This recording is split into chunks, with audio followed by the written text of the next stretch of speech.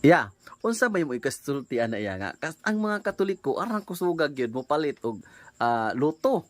Nya ang mga ubang relihiyon di ra ba sila ganahan ng luto kay sugal. Wa sila kasabot. Oh. Ang Katoliko mo ay mo tigtayaan ng luto diha sa legal, ha? Dili man na sugal, charity. Ha?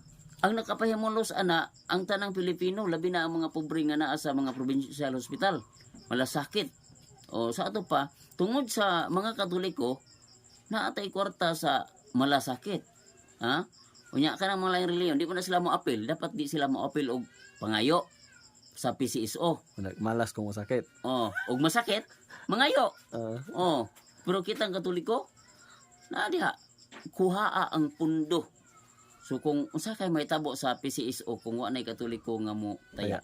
Naa pa ba kay pundo nga makolekta diha? mga ambulansya, sis Oman. Ambulansya? Wala na. So dako kaayo gikatabang ang Katoliko para sa mga masakiton. Nya sige hagsaway sa mga laing tinuhan, pero kusog mo linya mangayo Og hinabang. hinabang. Bisag di ka kadaog. Pwede gihapon kay ngano man nakatabang ka sa mga Katolikong sa bisag dili Katoliko na apil og tabang. Oh.